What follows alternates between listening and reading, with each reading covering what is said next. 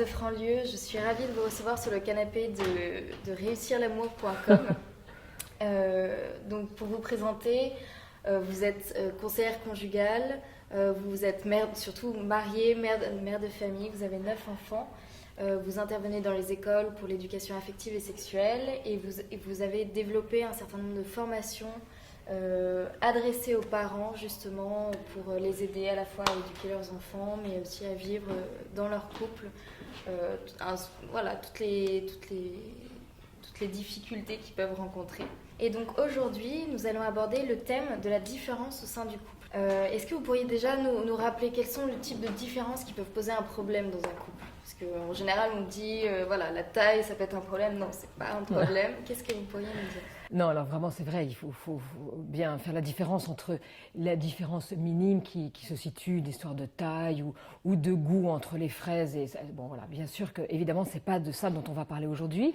Mais la problématique de la différence, elle est importante à soulever parce que je crois qu'on est dans une société où comme la différence de fait est une difficulté, c'est-à-dire que on préférerait sentir les choses au même moment, apprécier les mêmes choses, ressentir la tristesse pour les mêmes événements, la joie de la même façon, etc.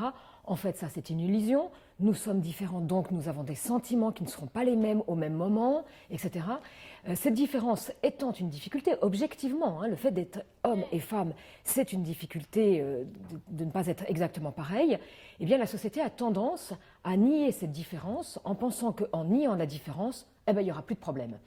Alors en fait, là, c'est un petit peu vite vu, parce que la différence, elle est là. Tout simplement parce que je suis une femme et qu'il est un homme, et bien que ça, en fait, ça nous marque profondément. Il ne s'agit pas qu'une différence physiologique, ou j'allais dire parce qu'il y a une différence physiologique, ça va entraîner des différences dans nos psychologies, c'est-à-dire dans nos façons d'aborder la vie. Or, on veut vivre ensemble. Moi, je crois que nier la réalité ne nous la fait pas, nous la supprime pas. Non, la réalité, elle est que nous sommes différents. Et je crois qu'au contraire, le chemin auquel on va être appelé, c'est d'accepter, d'arriver, d'adhérer à ces différences, en fait, de consentir à la différence. Et alors, la différence va devenir une richesse. Comment c'est possible ça? Parce que ça, c'est vraiment la question en fait qu'on veut traiter aujourd'hui, c'est comment faire pour que la différence devienne une force au sein du couple. Et en tout cas, de voir que même si on n'est pas sur la même longueur d'onde sur tout, c'est pas forcément grave, c'est pas forcément la cause d'une séparation ou même d'un divorce. Effectivement, si on arrive, je pense que vous êtes d'accord sur le fait que si on laisse les différences comme ça vivre, à être vécues comme un conflit, forcément, à la fin, ça devient tragique. Par contre, si on les prend dès le départ, voilà, qu'est-ce qu'on peut faire? Je vais vous étonner, mais je crois que c'est un petit peu l'inverse. C'est qu'à partir du moment où on va être d'accord pour dire qu'il y a des différences, alors on va s'en saisir et on va pouvoir les dépasser. En revanche, si on les nie, c'est-à-dire vraiment, je reviens là-dessus, sur cette société d'indifférenciation. D'ailleurs, on est arrivé au gender, c'est-à-dire qu'en fait, il y a une indifférenciation homme-femme, et on croit que c'est ça qui va être la solution. En fait, je crois que c'est vraiment le chemin qui va, au contraire, aller vers un clivage et au contraire accentuer, dans le mauvais sens, nos différences. Pour vraiment répondre à votre question, c'est comment ça peut être une richesse, je vais m'appuyer sur quelque chose qui va être une évidence pour tous, c'est que nos corps sont différents. Et en fait, c'est justement parce que nos corps sont différents que l'union est possible. Alors vous allez me dire, non mais il y a d'autres unions possibles. En fait, il s'avère que l'union qui est la plus naturelle, la plus source de vrai plaisir, etc., c'est l'union hétérosexuelle, c'est-à-dire l'union avec deux corps qui ne sont pas semblables.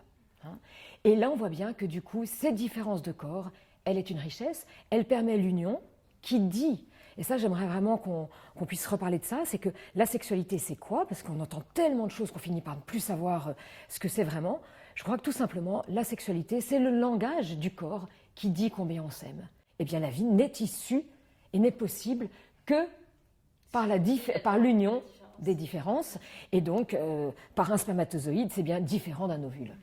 Il y a une question qui peut être vraiment posée par les personnes qui nous regardent, c'est le fait que ça paraît génial en fait d'être d'accord sur tout, d'avoir les mêmes goûts, d'avoir la volonté de faire toujours la même chose. Ça paraît un peu un idéal à atteindre. Alors pourquoi il faudrait intégrer la différence dans notre manière de vivre si on se dit que l'idéal c'est quand même... Eh bien parce que l'idéal, ça n'est pas la réalité.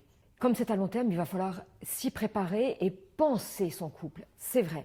Mais j'allais dire, n'idéalisons pas le couple. Hein. C'est-à-dire, on peut rêver à l'amour et quelquefois je dis aux jeunes, attention à ce que vous lisez, attention à ce que vous regardez comme film, où on a l'impression que d'un coup de regard, ça y est, notre vie, elle va pouvoir...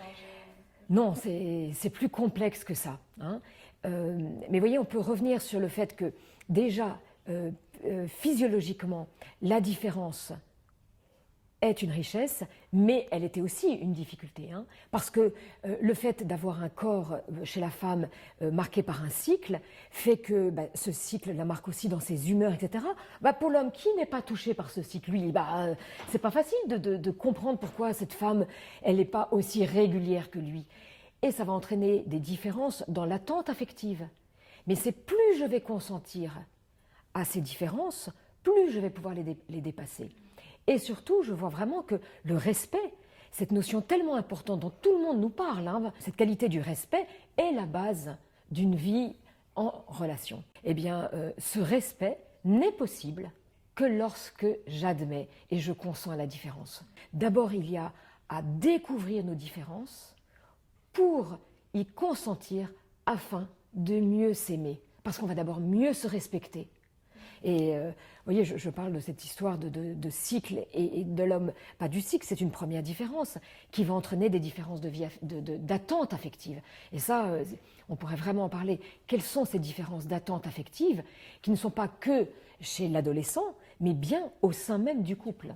Et pour creuser un petit peu sur ces attentes, qu'est-ce que vous pourriez nous dire pour justement apprendre à écouter? Est-ce que vous auriez une petite clé pour qu'un homme, par exemple, se dise le cycle de ma femme n'est pas un problème, et la femme va se dire il me comprend pas, il n'est pas attentif, il voit bien que je suis pas très bien, il pourrait faire quelque chose, vous voyez? Oui, vous voyez, quand je parle à des jeunes, j'aime les prendre en groupe non mixte.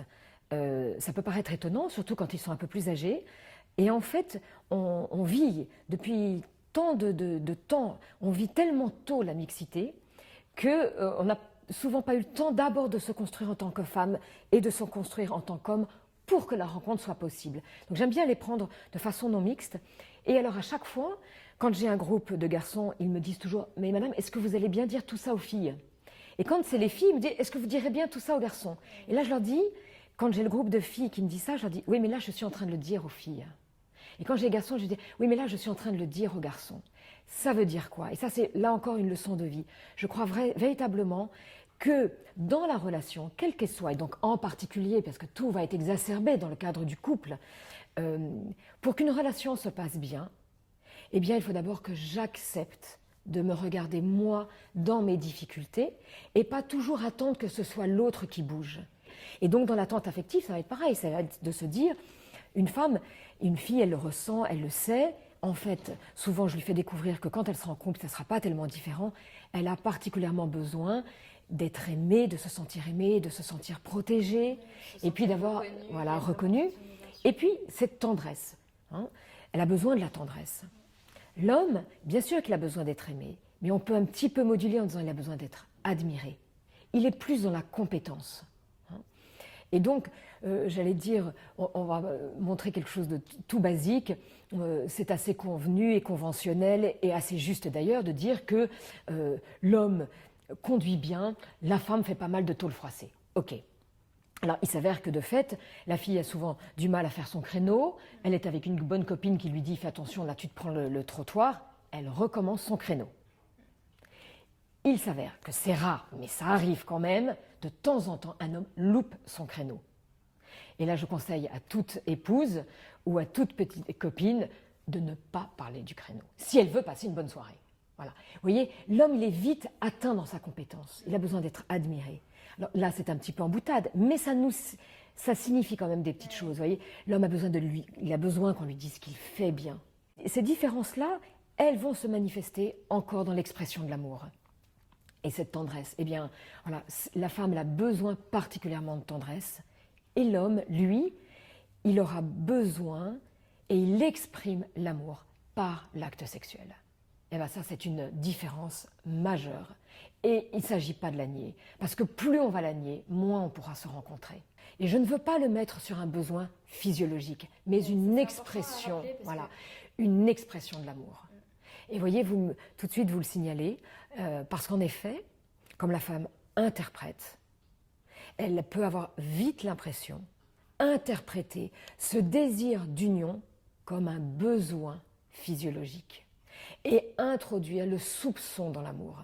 Parce que la femme, elle cogite, elle cogite, elle cogite. Il est quand même important aussi de reconnaître que la pulsion de vie, et je continue de dire de vie pour parler de la pulsion sexuelle de l'homme, elle est plus forte parce qu'il est fécond en permanence. La femme, elle est marquée par un cycle. Hein, mais parce que je vais reconnaître cette différence dans même l'expression de l'amour, l'homme va pouvoir comprendre combien c'est important cette tendresse pour la femme.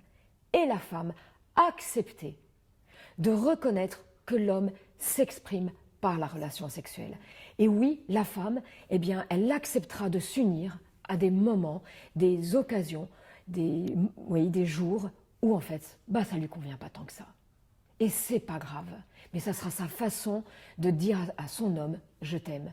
Et lui, sa façon, ça sera de se dire « je sens, ma chérie, que tu es fatiguée, eh bien…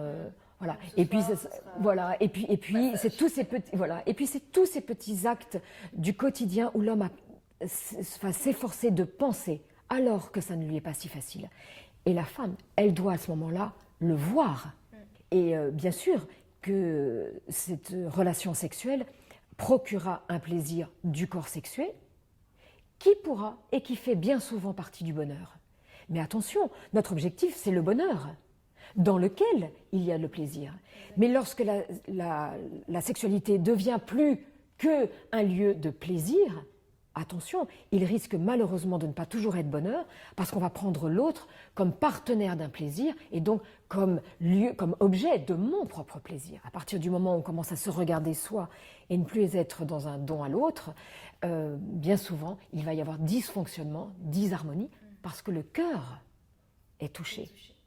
Et donc, vous voyez, je sens cette problématique devenir de plus en plus importante chez les jeunes, cette question de la parité, ou du moins de la, parité sexuelle, c'est pas tout à fait le terme, je cherche la compatibilité sexuelle.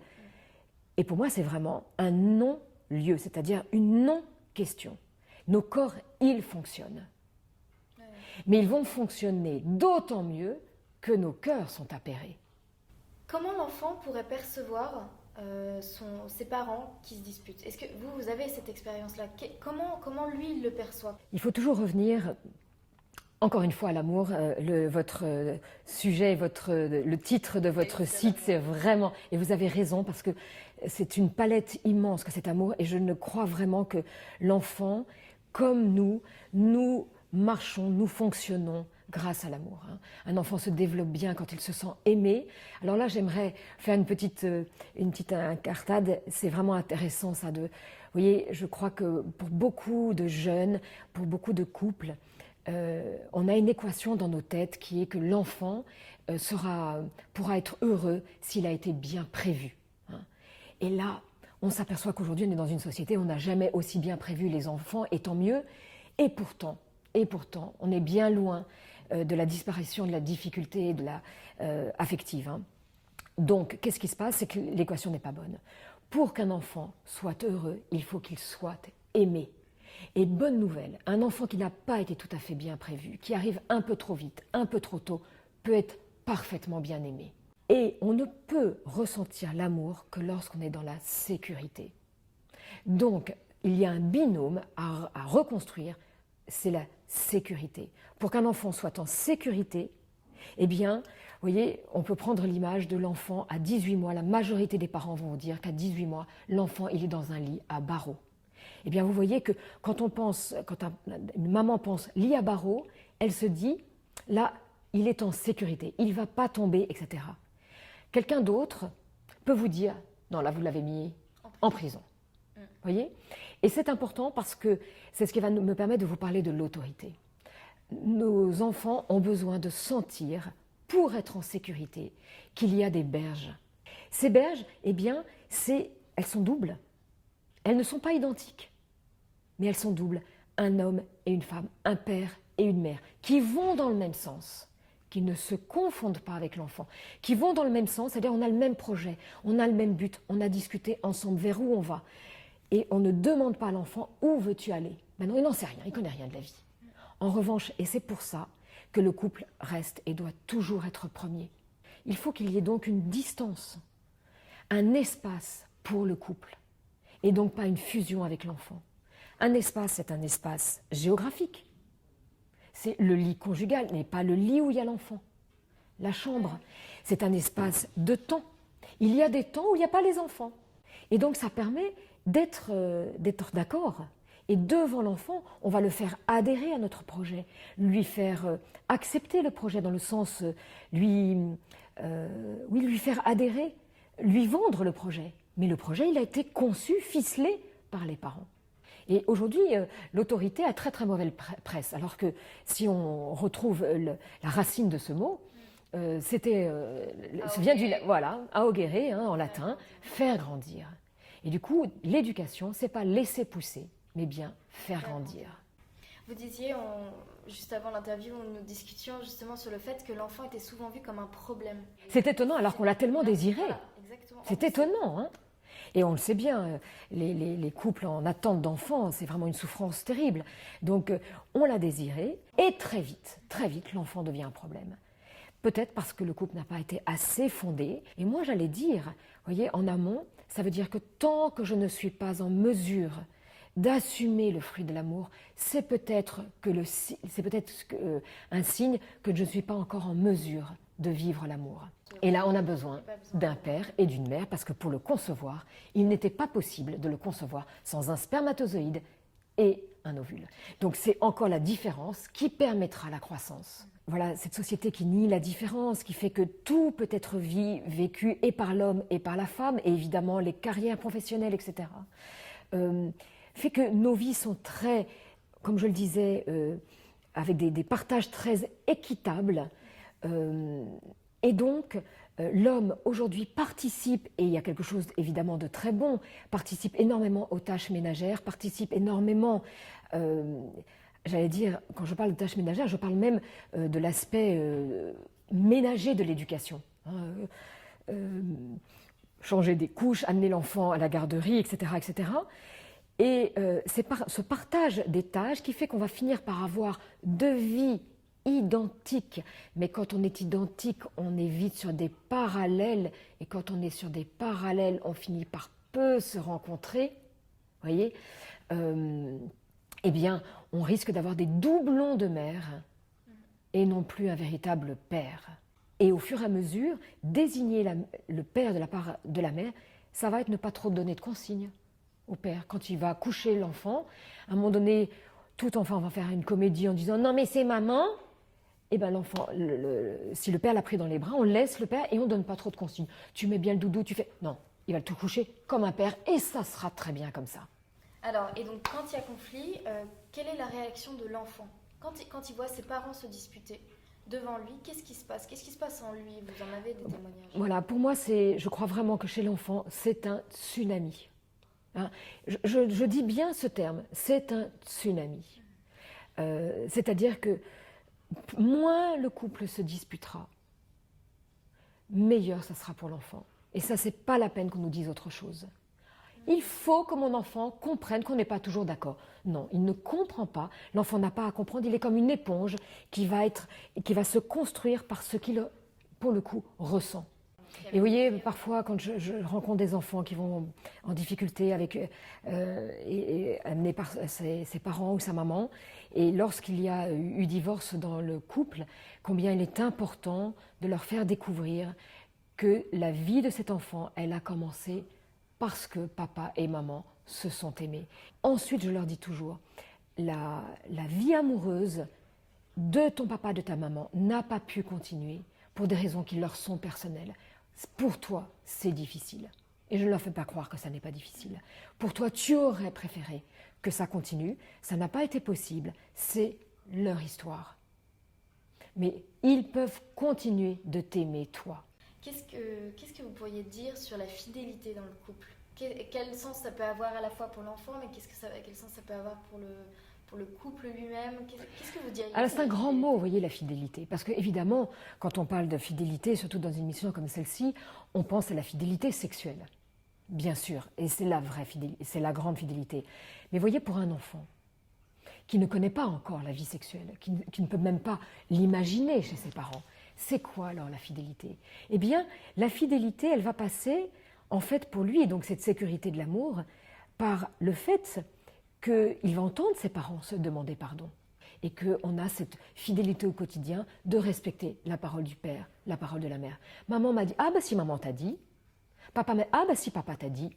Eh bien nous avons bien nos moments seul à seul où on pourra rediscuter. J'ai pas compris pourquoi tu lui avais dit ça. J'ai pas compris pourquoi tu lui avais interdit ça.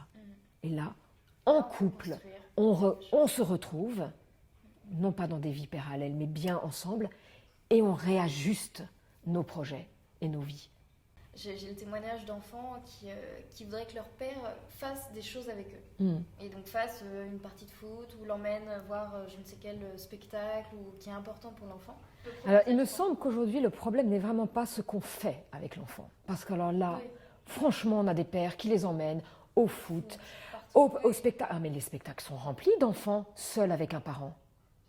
Vraiment, c'est pas le problème aujourd'hui. On réduit l'éducation à ça. Et beaucoup plus que faire, il a besoin d'être. Et donc, et pour nous, quelles sont nos priorités dans l'éducation? Voilà. Et là, il ne va pas bien parce qu'il n'est pas en sécurité de l'amour. Qu'est-ce qui ne va pas dans notre couple? Quand on parlait de communication, voyez, cette fameuse question, doit-on tout se dire? Je dis oui, tout ce qui construit l'amour. Mais il y a tant de choses que l'on dit qui ne construisent pas l'amour. Tout ce qui est lors de la blessure par rapport à notre couple, oui, il va falloir arriver à en parler. Arriver, c'est un chemin. Hein, c'est important de réintroduire cette notion. C'est pas facile. Ça n'est pas facile. Et vous voyez, c'est étonnant pour un homme qui sait bien que la femme a besoin de se livrer, de parler. Et pourtant, elle ne parle pas. Elle ne l'a pas dit. Pourquoi tu ne l'as pas craché, ta Valda? Parce qu'en fait, c'est pas facile de dire quelque chose qui touche à l'amour, parce que l'amour, c'est l'enjeu de nos vies. Hein, bien sûr. Mais aussi, je crois, en amont, tout n'est pas à dire. On se dit beaucoup trop les choses. Et on n'est plus dans ce don à l'autre. On veut que l'autre comprenne et sache donc très bien ce dont j'ai besoin. Et on pourrait aller extrapoler, parce qu'on n'est pas si loin, hein, même dans la relation sexuelle. Et vous voyez qu'aujourd'hui, cette relation sexuelle, et on nous parle tellement du plaisir, parce qu'on a réduit la personne au corps. Qui dit corps dit plaisir. Et on parle d'une relation sexuelle réussie en pensant que c'est comme s'il y avait une échelle de plaisir à laquelle il fallait atteindre. Alors qu'en fait, pour moi, une relation sexuelle réussie, c'est un langage d'amour qui s'est dit. Mais à force de nous parler de plaisir, on finit par être dans une revendication du plaisir. Et dans l'idée de performance aussi. Exactement. Et donc, il faut tout dire à l'autre pour être sûr qu'il fasse... Vous savez, ça manque quand même un peu de glamour. Moi, je trouve, et de glamour, et voilà. Et vous voyez, je crois qu'une femme qui a souvent aussi en fait besoin que l'autre devine, alors si elle a besoin que l'autre devine, elle doit accepter qu'il n'ait pas deviné. Et si elle a dit, parce qu'en fait, elle avait vraiment envie, alors elle accepte d'avoir dit, ça veut dire qu'il n'est plus à deviner. Et donc, c'est quelque chose qui sera plus téléguidé, où on veut tout, mais le tout n'est pas possible. Et on croit qu'on ne sera heureux que lorsqu'on aura tout. Mais c'est une illusion, ça. Nous sommes malheureusement des êtres limités par le temps, par les corps, par nos différences. Mais ça donne du piment. Merci beaucoup Inès pour votre présence, pour avec plaisir. Tous vos conseils et vos remarques si intéressantes. Quant à nous, nous nous retrouvons bientôt pour une prochaine vidéo. Et vous aurez aussi l'occasion d'entendre un certain nombre de podcasts et de lire les articles autant que vous voulez sur le site. Profitez-en et cueillez toutes ces clés qu'on vous donne à travers ce site.